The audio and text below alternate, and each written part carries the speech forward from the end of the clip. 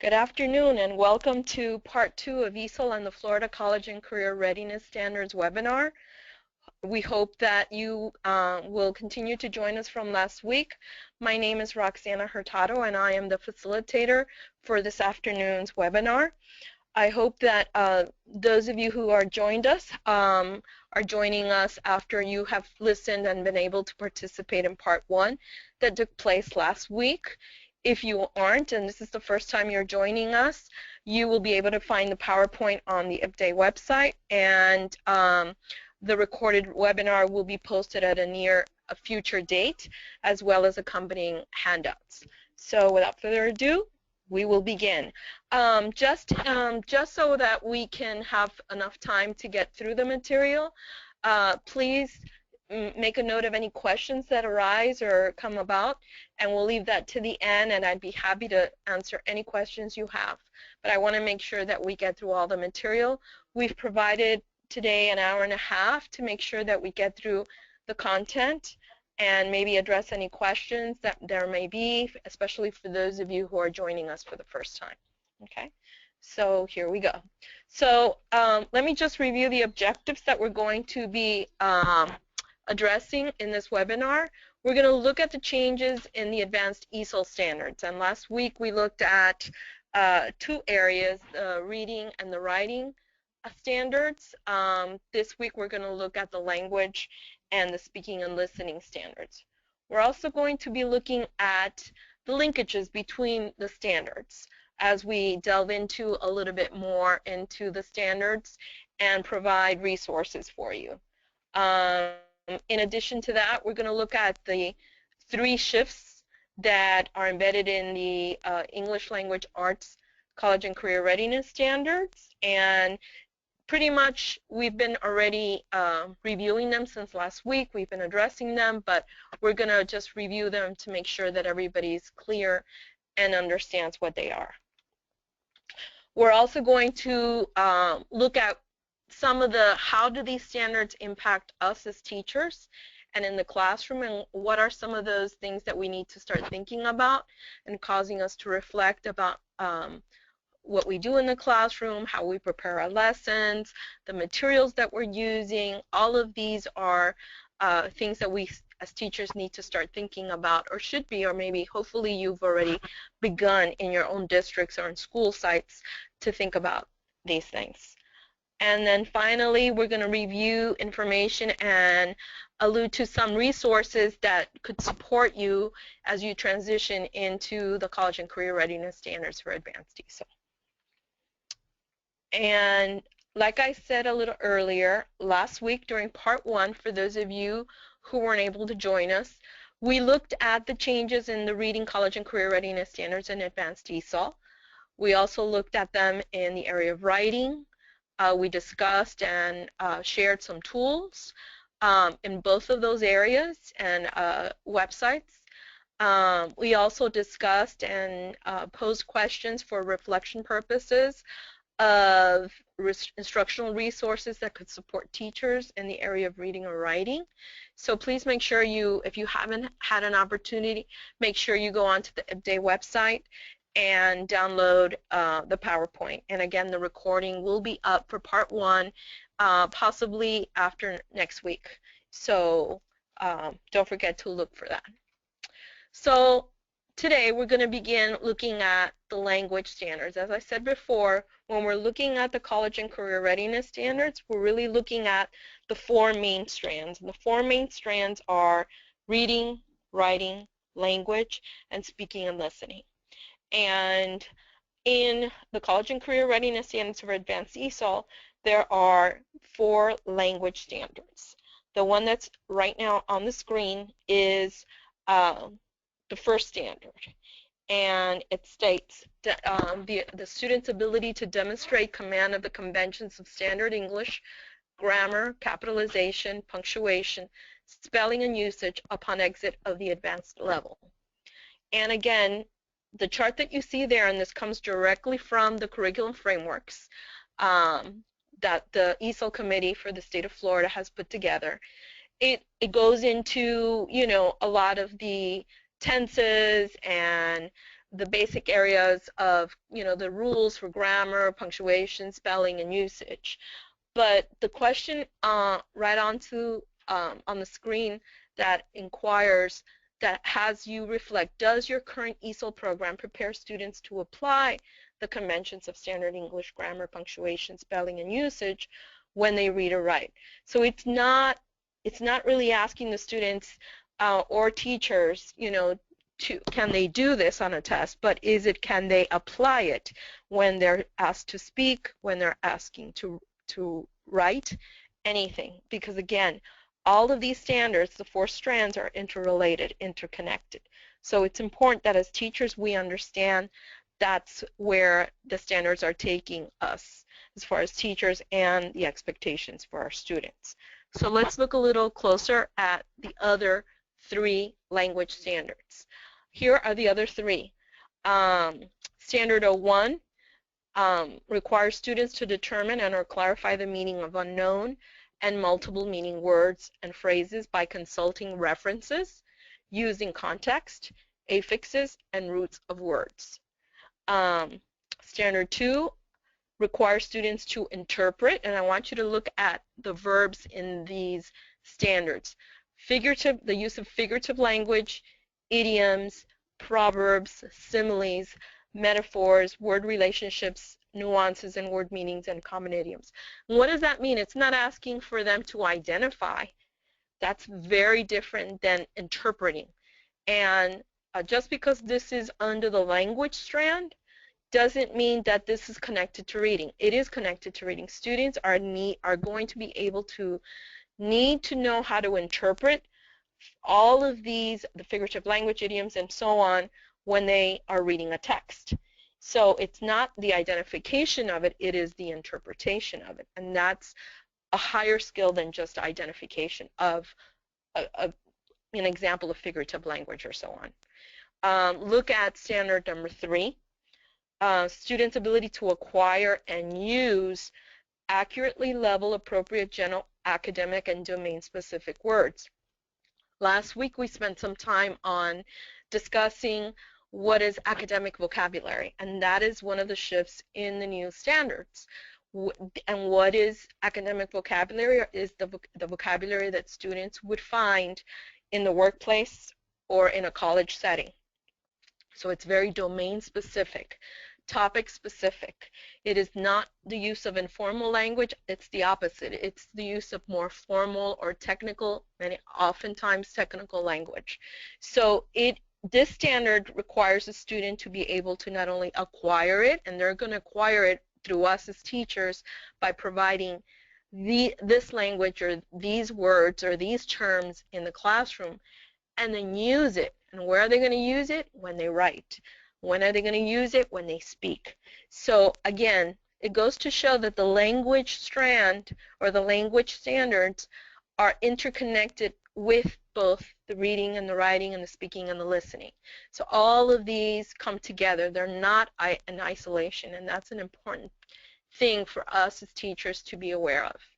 So again, I'm constantly trying to have teachers reflect by posing reflective questions, such as what activities do you currently have your ESOL students engage in that requires them to apply their knowledge of language? And the key word in this question is apply.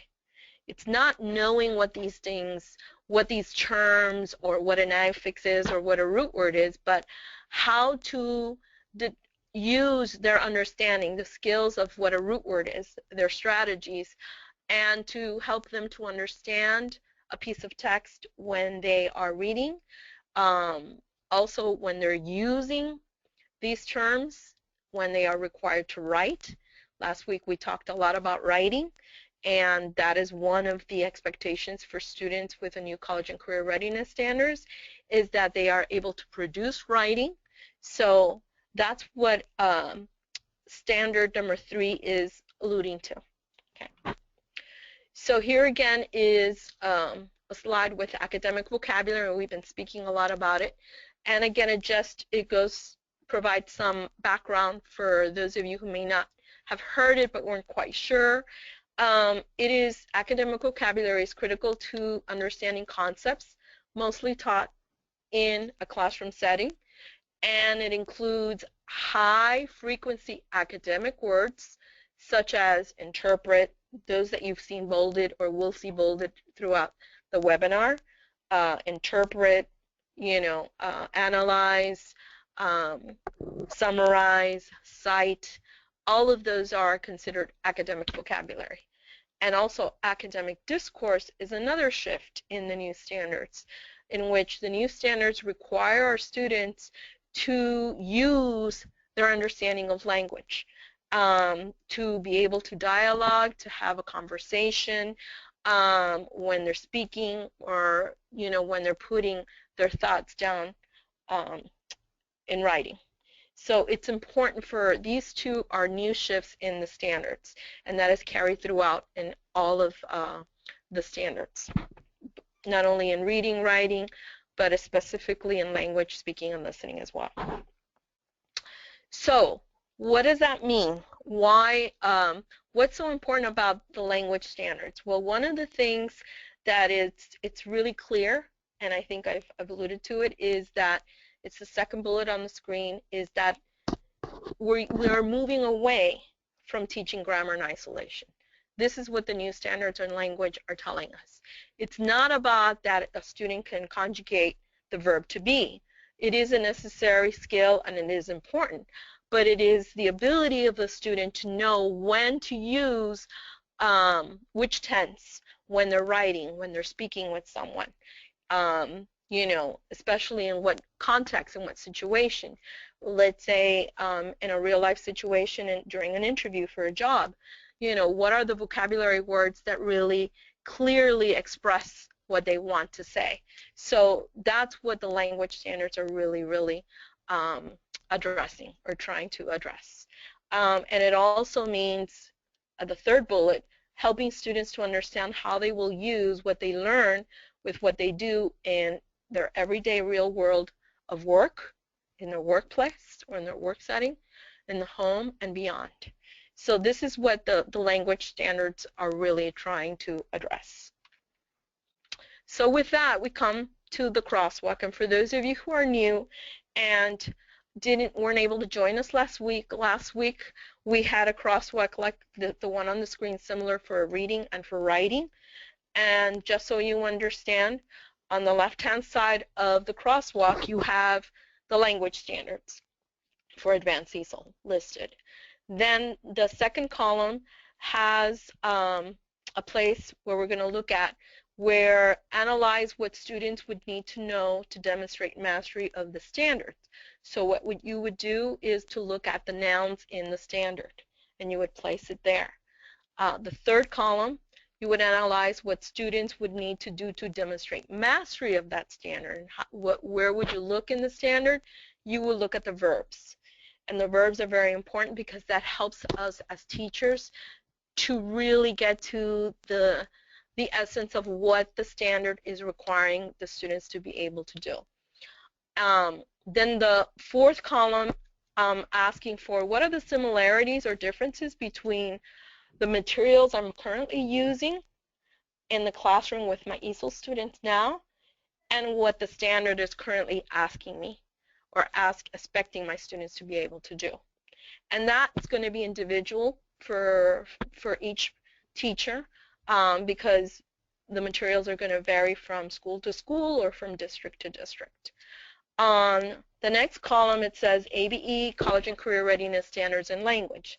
And as I mentioned last week, the College and Career Readiness Standards have already been embedded into the GED first as of January 2014. Now they've been embedded into ABE, although the current TABE is still under the old standards. The old standards are still being assessed, but in about a year and a half or so, we will be hearing about the new TABE, which will be assessing the new College and Career Readiness Standards in ABE. And there's a connection between ESOL, ABE, and GED because all of these standards are interconnected and it's all a continuum all the way up to GED. So if there is a standard that matches up to an ESOL standard, I have placed it there just so you know, because one of the things that we discussed last week was The next step in some cases for our Advanced ESOL students is to continue their journey in academics. And the next step once they exit Advanced ESOL or the ESOL program would be to go into an ABE program. So it is important as teachers to see what are the expectations for my students going into the ABE program, and what are the similarities, or what are the differences, or is there a correlation? And then the last column is a teacher reflection. So what it is, you look at the standard, you look at those things that my students need to know to demonstrate the mastery, what they need to do, what are the similarities and differences between my current curriculum and what the standard is requiring, and that would be an individual reflection, and I'll give you an example, and that's what we're going to do now. So let's say I read the first standard, and the first standard says demonstrate command of standard English grammar, capitalization, punctuation, spelling, and usage upon exit of the advanced level. And then it has a note. But just to answer the question in the first column, what do my students would need to know to demonstrate mastery? They would need to know grammar, capitalization, punctuation, spelling, and usage. And these are the nouns that I've just pulled out from the language standard themselves. On the next column, I would need to analyze what my students would need to do to demonstrate mastery of the standard. So I would have looked at the verbs. And in this case, the verb is demonstrate. But I added another one because I thought it was essential, because it is in the standard. Demonstrate command. It's not just knowing the grammar rules of the capitalization, but really commanding, really being able to do this independently. That's what that word command infers for me. Then what are the similarities? When I was doing this for myself as an example, I looked at the text that I have seen in use in my district, and my current textbook reviews these areas, but mostly in isolation.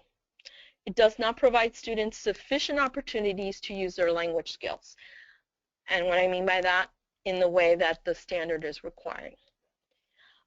I look at the next one and I see that if my students currently in my Advanced ESOL class went into the ABE program, there is a standard that is very similar, almost the same, to the current one in Advanced ESOL that requires them to also demonstrate command of the conventions of standard English, grammar and usage when they write and when they speak, and also it's almost verbatim the AB standard 2 for language.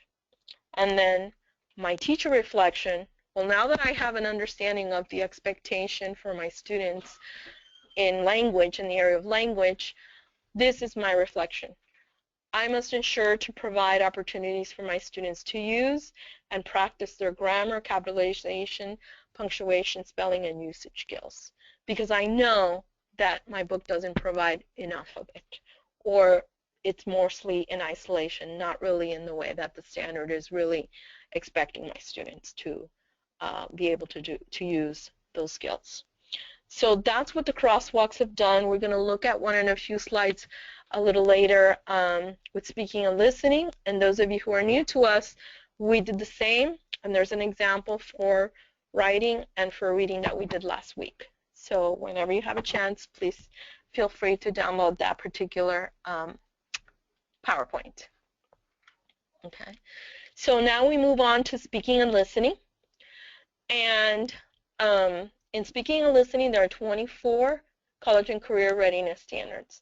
And the expectation, and this is a big one, the expectation that students are able to engage in oral conversations or discussion using standard English, and where they must be able to convey via dialogue and conversation.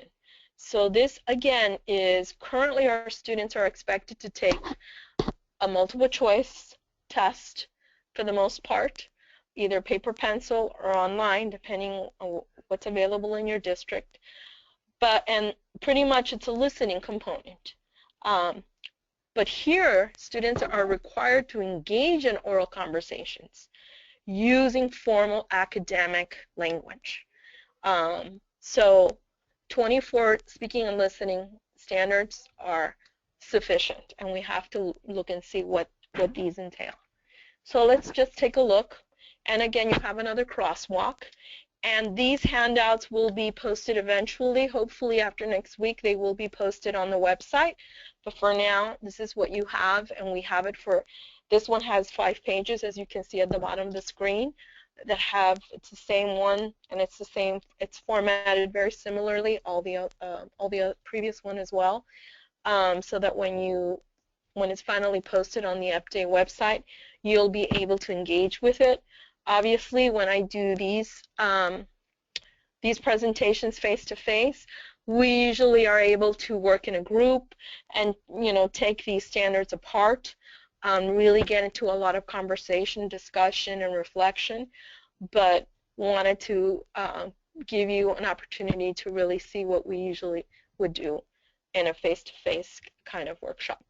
So, again, we're going to look at the first standard in the speaking and listening, and it is engage effectively in a range of collaborative discussions, either one-on-one, in groups, and teacher-led, with diverse partners. And the standard is very clear, because I walk into classrooms all the time, and most of the time, or sometimes, students usually tend to talk to the students who sit in front of them or next to them or in the same group as them, and they maybe don't have enough opportunities to work with other students in the classroom. So this particular standard pretty much alludes to or requires students to be able to work with different types of partners. So under the second column, I'd ask, analyze what students would need to know to demonstrate mastery of the standard. So we would look at the nouns. And the nouns are discussions. They would need to know how to have a discussion, engage in a discussion. And then what would they need to do to demonstrate mastery of this standard? We would look at the verbs. They would have to engage, and I added another word because it is important. They need to engage, not just engage. That means, well, let me put them together and just have a conversation. No, the word effectively really adds that next level of requirement for students, effective in an effective manner. It's not just engage for the purposes of just having a conversation, but they must do it in an effective manner. On the next column, you see that there is a standard in ABE in the area of speaking and listening that is very similar. It's not exactly like it, and that's why it's grade in, but it requires students to prepare for and participate effectively in a range of conversations and collaborations with diverse partners, building on others' ideas and expressing their own clearly and persuasively. So the one in ABE, the standard in ABE, takes it almost to the next level, because students have to be able to be persuasive, and that's another skill altogether. So as you can see, it takes the ESOL the standard in the Advanced ESOL class to the next level once they go into the ABE, if that's the route that your students would take. And then my teacher reflection for this particular standard is, I must ensure that when I plan for instruction, I provide opportunities for my students to engage in collaborative conversations and discussions. And the collaborative is the key word. There has to be, and sometimes our materials that we use sometimes maybe not provide sufficient or adequate, or the ones that really, so again, last week we spoke a lot about looking at the materials that are currently being used in our classrooms as we're transitioning into the college and career readiness standards. What are those gaps that you're seeing? So until the new materials or other materials become more accessible to you, what are those things that when we're planning for instruction, we need to think about as we're transitioning or taking the next steps towards going into the college and career readiness standards. So one of the things that we've tried to do with these trainings and webinars is provide tools. And last week we provided a few tools, a couple of tools for the areas in reading and writing. And this is a tool that I found that I thought would be very effective when we've done this in the classroom in a face-to-face workshop setting. It's been really well received, and it is the use of language discussion stems. And some of you may already use that, and that is great. But I found this one from Kate Kinsella, and she's done a lot of work in this area. The citation for her work is on the screen. But it provides the opportunity for teachers to have students engage in using discussion sentence starters, because sometimes a difficult thing for students to do is, how do I begin to have a conversation? And it takes a lot of modeling on the part of the teacher, showing them practice and practice and practice. But what I liked about this one is that it provides discussion starters for different purposes. And as you can see on the handout, there's one for expressing an opinion, for predicting, for asking for clarification, for when you're disagreeing with someone. And again, that it's important because in a work setting or in an academic setting, our adult learners have to know how to engage in effective conversations. And this is a good way to get them to start. It's a good scaffold for our students who are not comfortable yet or don't feel comfortable. And it's a good, we thought it would be a good tool for teachers to have. That will be part of the handouts that will be posted eventually, hopefully after next week, on the IPDA website. Okay? And again, active participation is one of the key things in the new shifts in the language and the speaking and listening standards. So hopefully you find this very helpful, a helpful tool for you as teachers as you transition into the college and career readiness standards. So now we're going to take a look at the shifts. And what do we mean by the shifts? Well, we've been already talking about them last week and even since the beginning of this webinar. And the shifts are threefold.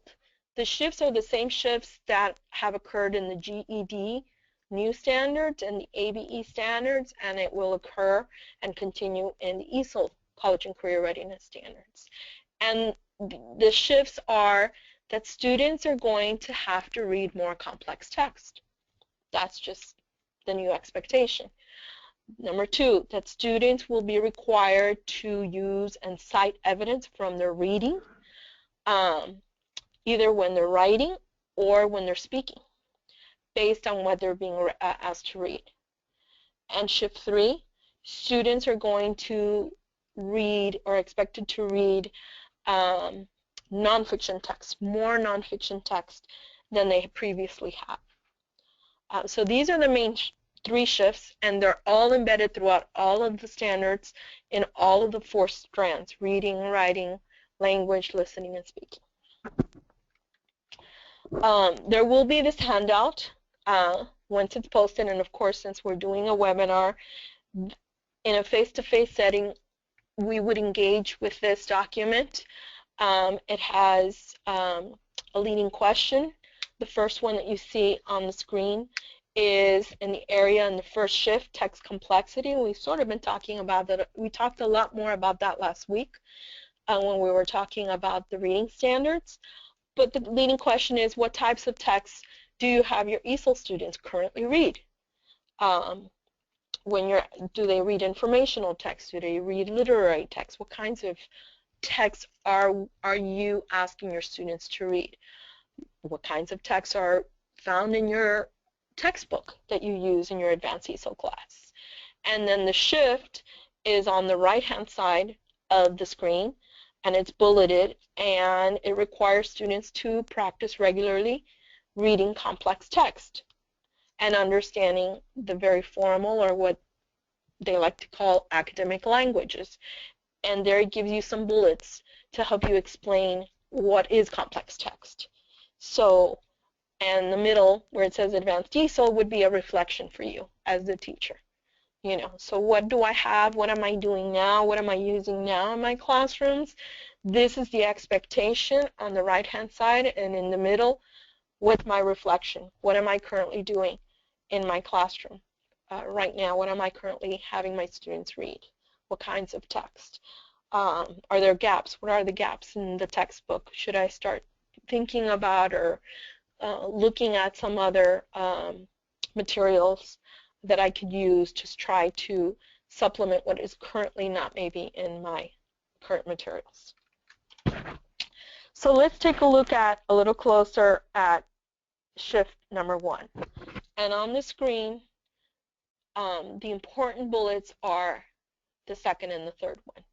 And these are the reasons why complexity has been built into the college and career readiness standards. That because there is a gap currently between the complexity of college and high school texts for those students who are going to pursue a higher degree or continue with their academic in an academic journey. There's 4 grade levels difference. That's huge. That's an enormous gap.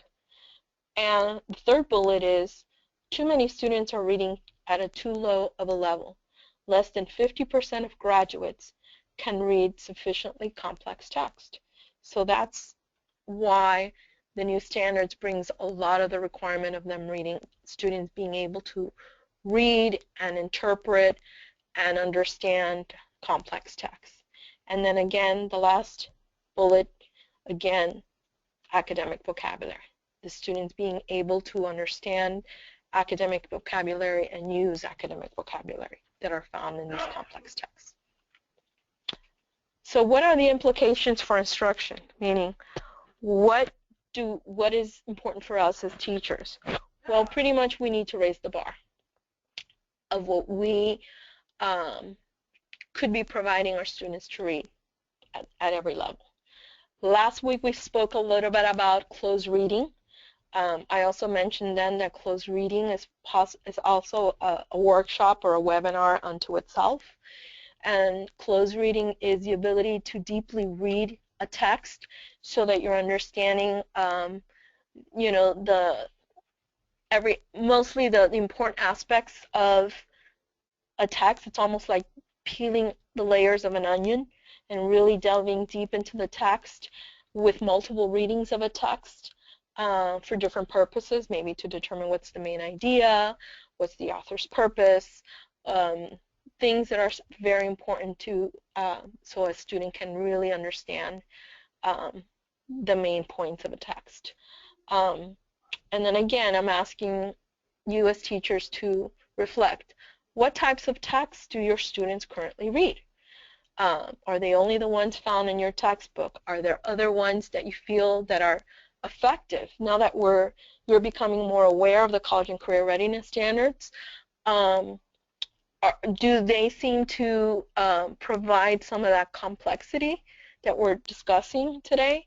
Or maybe not as complex as you think, now that we're looking at the standards a little closer. And that's something for you to reflect and think about and come together back at your school sites to discuss. So what is complex text? And we've been talking about that since last week. But what is it? And when we just pose it, as a question, we may not know. Well, complex text is pretty much text that is comprised of complex sentences. They're not simple sentences. It has a lot of vocabulary that maybe our students have not come across before, that maybe have multiple meanings, where they have lengthy paragraphs, that has multiple text structures, and again, that is a PD unto itself. Text structures of informational and nonfiction text, but complex text, these are the characteristics, some of the characteristics of complex text. What makes a text complex? Well, that it has very subtle or frequent transitions from one paragraph to the next. It can have multiple themes and purposes or subtle themes and purposes that unless you're a very keen reader or are reading very closely, you may miss. It has dense information. It may have unfamiliar settings or topics or events that our students may not have background knowledge about. And it may lack the repetition that sometimes ESOL students are used to, or the familiarity with some of the words or the vocabulary being used in the text. And that's important, especially when we're talking about ESOL students. So why is text complexity so important and essential? Well, pretty much the ability for students to be able to read complex text independently and proficiently, it is important for students in their achievement post-secondary or in the workplace. So it is essential, and that is why it's embedded into the college and career readiness standards. So let's look at shift 2. And shift 2, we spoke a lot more, I believe, last week when we were looking at the reading and the writing standards. We're going to look at it again in a few slides. But it is the student's ability to cite evidence from the text they're being asked to read. They have to be able to analyze very carefully a piece of text. They have to be able to, for those of you who weren't with us last week, they have to be able to defend a claim based on their reading, and they have to be able to use clear information when they're citing their evidence. So this is a huge shift for our students who are currently not being asked or being assessed in this manner. We still are waiting to see what the new or the CASAS revised test will be like, but with these standards, I'm sure the expectation is that students will probably be asked to write or respond to a prompt, a writing prompt in some manner.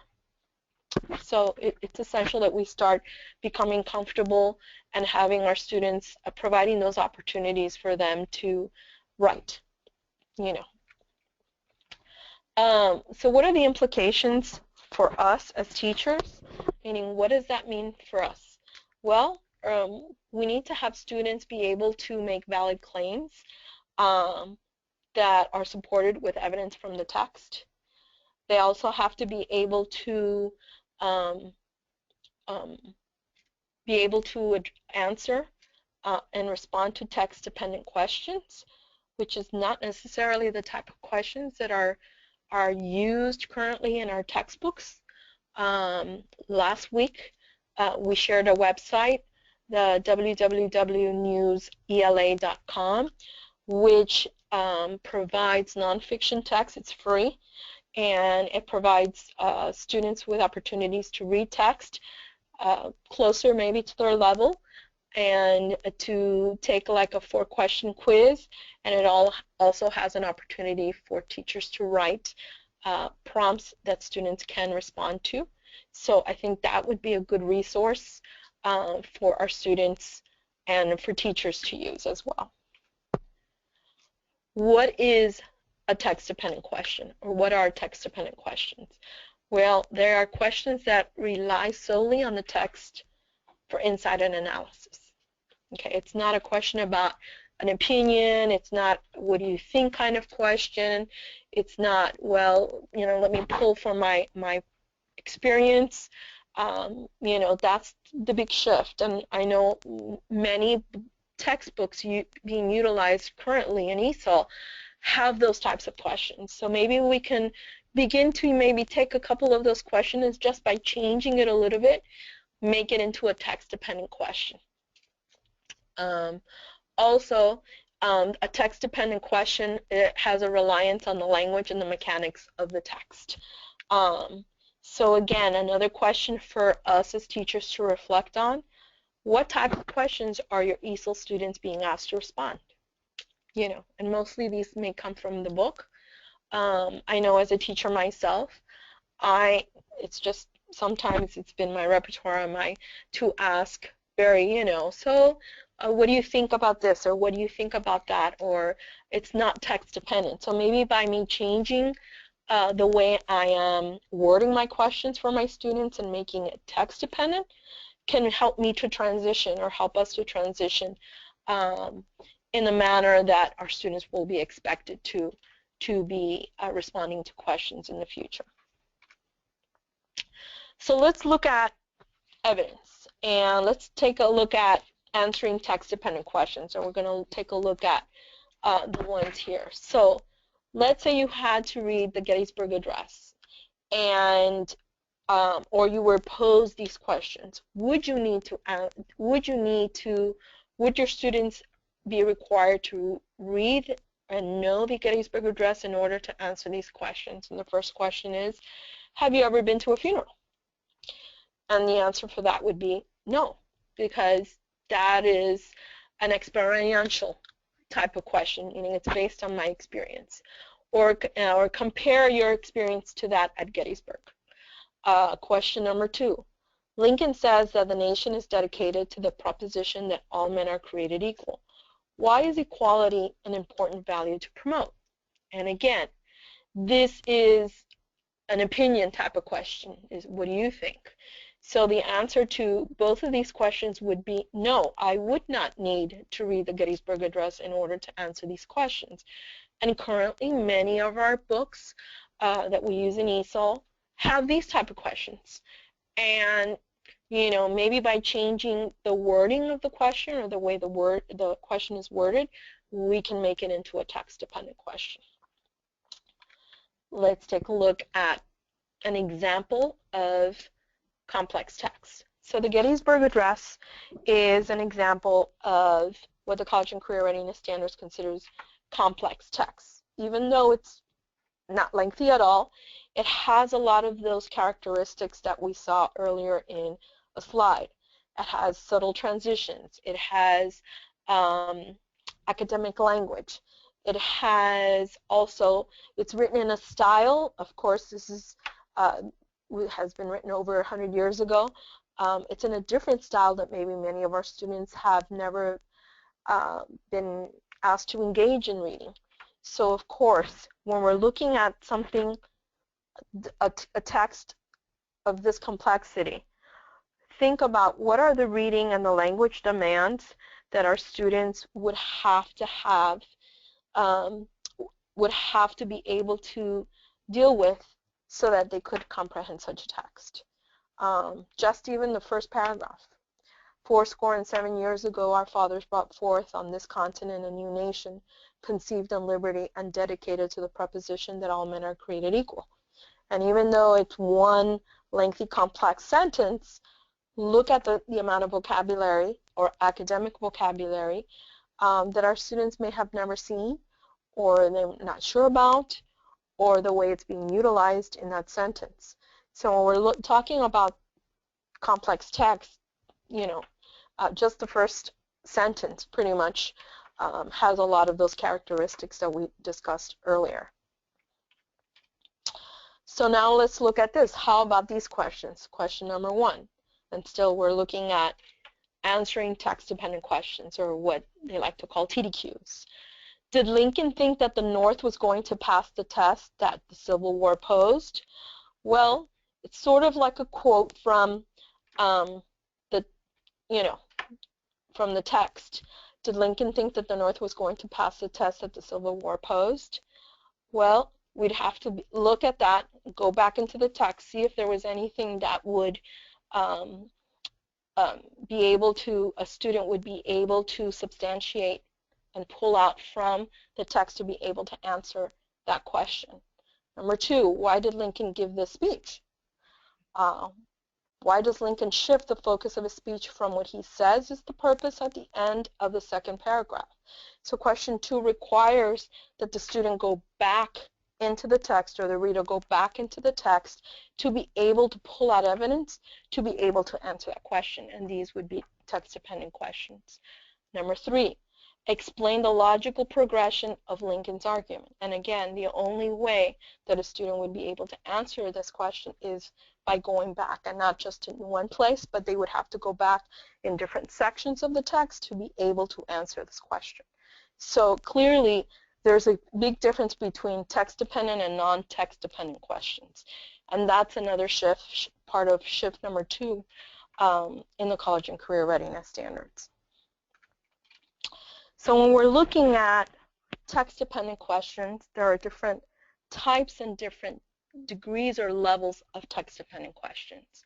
And if we're looking at the slide currently, we're looking that text-dependent questions can go from very general to the more complex or higher complex types of questions.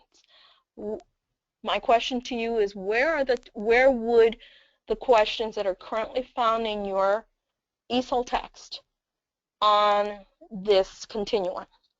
Is it in the general understanding or key details, or is it more in the middle area, which is the author's purpose, vocabulary, or inferences and arguments? From the material I have seen, most of it is found in the general understanding.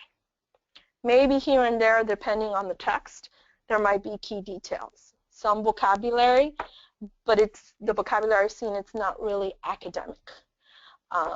So again, when we're looking at text-dependent questions, we're talking about different degrees and different types of text-dependent questions that we could be asking our students, or that students will be required to be able to answer and respond to.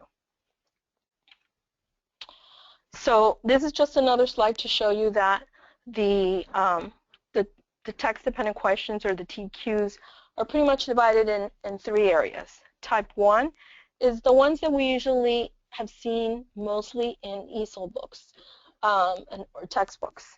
The who, what, when, where, why, maybe. The second type is where we start getting a little bit deeper into the analysis, a little bit deeper into looking at a piece of text a little closer, and with compare and contrast, explaining, those types of questions. The third type is what is considered the prove it, and here's where the college and career readiness standards mostly their questions will be, and that is students having to make predictions, students having to make inferences, students having to draw conclusions.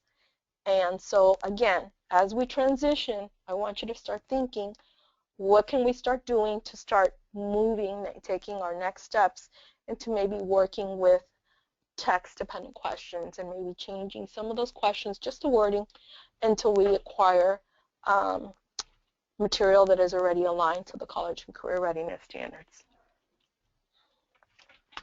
So developing text-dependent questions. Well, if this were a live PD or workshop, we'd have an opportunity to get into this, but since we don't, we're just going to take a look at, you know, those considerations that we need to keep in mind when we're creating text-dependent questions. And these are just guiding questions for us to think about as teachers.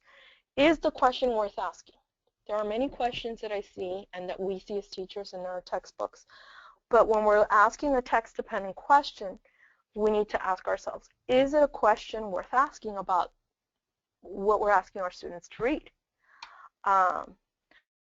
Does it provide the students with opportunities for them to explore what they have learned?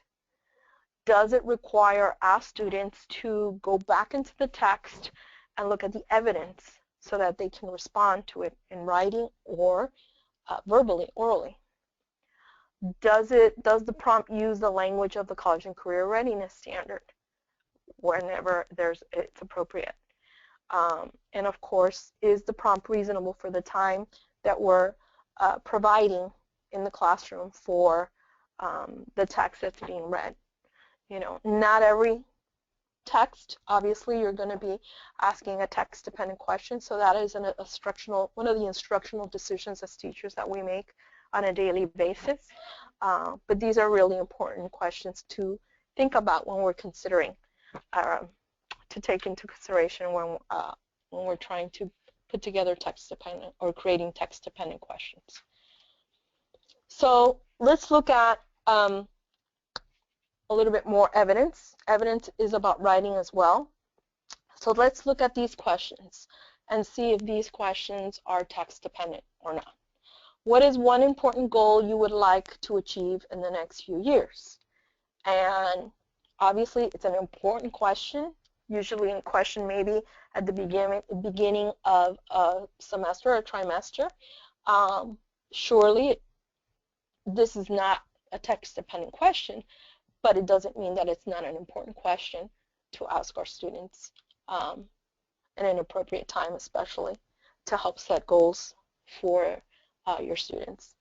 Look at the second one right underneath it. In your essay, identify that one goal and explain how you plan to achieve it. Use your personal observations, your experience, and your knowledge to support your essay. It's a well-written question, but again, it doesn't require the students to have read anything. It is based on personal experience, you know, their background knowledge and everything like that. On the right-hand side of the screen, here's another example. While Dr. Silverton's speech outlines the benefits of cloud seeding, the editorial identifies drawbacks of this process. In your response, analyze both the speech and the editorial to determine which position is best supported. Use relevant and specific evidence from both sources to support your response. This one is clearly a text-dependent question because it requires the student to go back into the speech and the editorial to be able to answer the question. And it actually asks them to use, at the bottom of the question, use relevant and specific evidence from both sources. So again, that's the difference between a text-dependent and a non-text-dependent question. The last shift. And the last shift is also very important, and it's a shift from where we've been in ESOL, which is students will be required to read or be exposed to reading more nonfiction text. And why is that? Because a lot of what they encounter in the workplace or in post-secondary or in their academic setting is all nonfiction, everything. So what does that mean? That includes the science, social studies that they will encounter in GED if they are pursuing a GED later on after they finish with the ESOL program.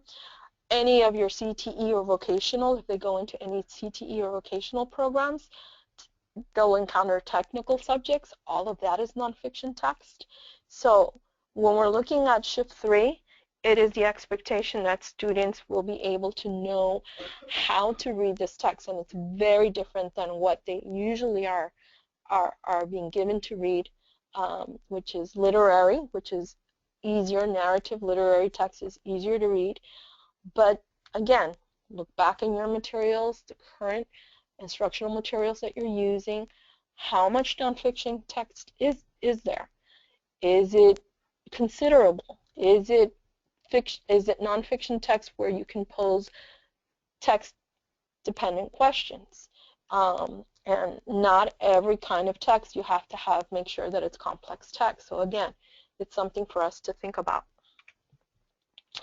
What are the implications for instruction when we're talking about nonfiction text? It is the ability, you know, we have to think about texts that are worth reading and rereading. You know, we have such a limited of time with our students in adult education that we have to be able to make those instructional decisions about what text we want or should provide, or we want our students to engage in reading and read very closely. So we have to think about those things. Also, because there's a writing expectation now with the writing standards, that bullet, 1, 2, 3, fourth bullet, always demand evidence in student writing. Always have students have those opportunities to write and respond to these types of questions. And again, another question for us to reflect on: what types of nonfiction texts are your students reading currently in your ESOL class? So think about it. Think about, and what quality of it. Is it considered something complex, or is it something, it's nonfiction, but it's not something that you would be able to really substantial enough? So again, our question for reflection. Why is reading nonfiction text so important? Because it makes up the majority of reading that students will encounter in either college or in the workplace. Nonfiction or informational text is more difficult than narrative or literary text. And it has different structures. It's just the structure of nonfiction is very different. And also, very important is the third bullet. Males lag behind females in reading. However, the research shows that males prefer reading nonfiction or informational text over stories. So even for that reason, we need to make sure that we provide those opportunities for students to read nonfiction text in the classroom. So when we're putting all of this together, and whether you had the opportunity to join us last week for part 1, or you just joined us today for part 2, when we're looking at the college and career standards and we're looking at the shifts that are embedded in the college and career readiness standards, they come down to 3 things. That students will be expected to read complex nonfiction and literary text, both types, but complex. 2, that students will be required to answer text-dependent questions, questions that you can only answer by going back into the text and even pulling evidence, substantial evidence to respond to. And 3rd, that students will be reading more nonfiction text than they previously have. So my question to you as we're putting this together is, and hopefully those questions that have been at the bottom of several of the slides last week and this week and today's webinar, is what steps can we begin, or you can begin to take to prepare your advanced ESOL students to be college and career ready? Now that you have, a better understanding and have an overview of what these standards will require. Keep in mind that the standards are all interconnected. On the slide, you have a visual of the curriculum frameworks that I addressed and we looked at very briefly last week that can be found on the FLDOE website. And that has all these standards, all the reading, the writing, the language, and the speaking and listening standards. But they're all interconnected. And these are the 4 strands that are going to be carried through the ABE program and are currently being assessed in the GED program. So when we're looking at it completely, the college and career readiness standards and the shifts, on the left-hand side is what the shifts are. We're going to be focusing on the complexity of what students can read. We're going to be looking or using texts that are worthy of close attention. And last week we mentioned about the ability for students to be rereading text, to delve deeper into the text. There will be a higher emphasis on informational and nonfiction text. We're going to be looking, we're going to be having our students respond to text-dependent questions. Students will have to write and respond to by pulling evidence from the text. There's a bigger focus on academic vocabulary and multiple meaning words. There's going to be more reading and rereading in the ESOL classroom. There's going to be emphasis more on the use of specific content, such as primary and secondary documents. What's on the right-hand side is mostly the way and the expectations for ESOL students that maybe currently are in place and are currently being assessed. This will be shifting, obviously, within the next couple of years or so with the new, not only the standards, the shifts, but the new assessment once CASAS comes out with a new assessment. So during this year, and we've begun transitioning, we've had several of these workshops throughout the state and now a couple of webinars. What you could be doing to start transitioning is looking back, using hopefully the crosswalks as a tool to meet with your colleagues at your school site, your schools coming together as a department and your ESOL and trying to look at the materials that you're using, the way your program is structured. What are some of the small steps given what you currently have available to you? What are some of those tools? Hopefully we provided you with a few tools between last week and this week to help you and assist you as you transition and continuing. What are your PD needs? You know, these standards bring out a lot of requirements, and maybe these are some things that maybe you haven't really touched upon in a while, or maybe you would like to learn more about. Well, that's another thing to think about with your school site and your colleagues. What PD demands are there? Can we start thinking about in the area of writing, in the area of reading? You know, hopefully what we've given you will support some of that transition. I can't say enough again about the IPDAY website as a resource for all teachers across the state of Florida. It's currently changing. New materials always being put. There's going to be a toolkit, hopefully right after next week, with not only the PowerPoints but the recordings. The recording for last week is not posted yet. It will after next week. Today's recording will be posted, and all the crosswalks and any handouts will be posted after next week as well. So I hope, please feel free to use that as you start transitioning and taking the next steps towards becoming more comfortable with the college and career readiness standards. Let's take a look at any questions that there might be. Let me see. I think it is related to the Socratic method. What was the website recommended for news resources? Can it be repeated at some point? Sure. It is www.newsela.com, Newsela or newsela.com. It's a free website. You need to create a username and password in order to access the material, but as a teacher, and when you do, you can create a class and it will generate a code that you will provide to your students so that they can then register and they can use it as well. So I've had a lot of teachers who've used it. They love it. It's very easy to use. It's very engaging for students, and it helps for you and for them, your students, to see what they will be expected to do.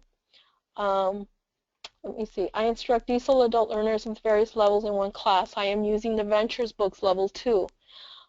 Okay, what ESOL books do you recommend for adult learners that may cover most of the standards for my students? Well, that's something that I think at your school site you have to take a look at. You could ask the publishers to come and do a presentation. Now that you have more information about the college and career readiness standards, even though the books are still under the old standards, a lot of the publishers have done their correlations. So I would begin by asking whatever publisher you're using to provide that alignment. If they're all aligned electronically. And then you can make your decisions. How closely are they aligned?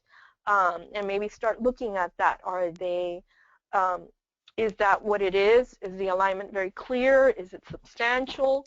Is it what we know at this moment? So those are the important questions, I think, but I think that's something that you have to look at as a school site, as an ESOL department with your colleagues and administrators. When will the new CASAS assessments be available? Well, that's a work in progress from what I know.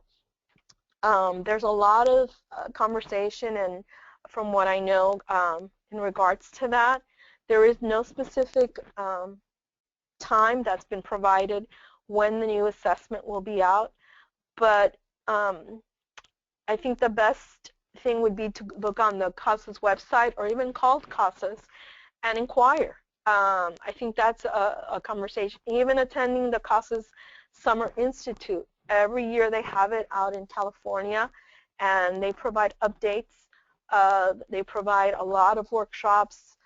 They also have webinars. So I think if you haven't been to the www.casas.org website, it's full of information that can help you and assist you. They also have presentations from the summer institutes that are available to you there. So I would go there. I don't want to really, I really don't know the specifics, but I know there's no specific time for when that's supposed to be out. As you know, whenever there's change in the standards, that takes time. There's field testing that has to be conducted, and vetting, and all of those things. So it's a work in progress. Any other questions? Well, I hope this has been valuable for all of the participants. Let's see if there's any more questions. There is a fee for using Newsela if you want to track student progress. They will offer you a pro, they have something called Newsela Pro. And it costs, I think, $99 a year. But in order for your students to access the material and use and be able to take the quiz and answer the questions, you don't need to pay that. So that's up to you. That's your decision. I never paid the $99. I had my students sign on. I was able to get the code. They registered. They enrolled. And it was all free. So that's an individual teacher decision. But you know, it has a tracking feature. But if you use it, you can. There's so many ways you can use it in the classroom without having to pay that fee. Let me see. Do you have any recommendations on how to write your own text-based questions when using news from online, such as articles from npr.org? One of the handouts that we will provide for you, it's not posted there yet, but it's a whole section on creating text-dependent questions. And beyond the slide or slides that were included in today's webinar, there's several pages there that could be like a little rubric for you. And I know that I believe in one of them is like, I think there's been question stems or things like that, I believe, in one of the handouts. So once that post is posted up next week, after next week, if you have any further questions, we'll be happy to address them. But I'm almost sure that that's in those handouts. But they're not there right now. So they will be. So check back on the website. We use the Ventures books levels 1 through 4. I personally teach level 1. Many of the students in my classes have held professional positions in their home countries, and I have always gone beyond the text to enhance their understanding of second language learning. That's great. And as teachers, of course, we know that the textbook is a resource, that we as teachers have to always bring in other things. But now that we have better understanding of the college and career readiness standards, or maybe more clarification, maybe now we can be a little bit more informed when we're choosing and selecting those things that go outside of our books, whichever book you may be using. But yes, of course, every day as teachers we make instructional decisions, and it's important to be an informed teacher. So hopefully by participating in today's webinar, you will have more information or clarity. And after next week, please make sure to look on the IPDE website. We'll have all of the crosswalks there. We'll have all of the other material that is not posted there. Usually when we do a face-to-face workshop, we provide the participants with a binder, and it has a whole bunch of information that unfortunately in a webinar setting we can't obviously really delve into, but there's a lot of supporting documents that will be posted on the IPDE website. Thank you for these informative webinars. I hope that they have been informative to all of you. I appreciate your comments. Will a list of textbooks or other sources be given? Yes, after next week, that all of those should be posted on there. And please feel free to also not just look at this webinar, but other webinars or other workshops that have been provided throughout the state of Florida it's constantly being updated. So make sure that I have IPDAY as one of my on my desktop, because I know that they're always putting new material on there, whether it's a webinar, whether it's a workshop, whether it's tools, there's toolkits. So make sure that's where I'm getting a lot of my information from. Let's see if there's any more questions. If there aren't any more questions about anything, please make sure, for those of you who joined us today, to look at the PowerPoint from last week's. It was held on December the 2nd, and the PowerPoint is there. The recording will be there after next week. So please make sure to download that PowerPoint if you haven't had an opportunity or you weren't able to join us last week.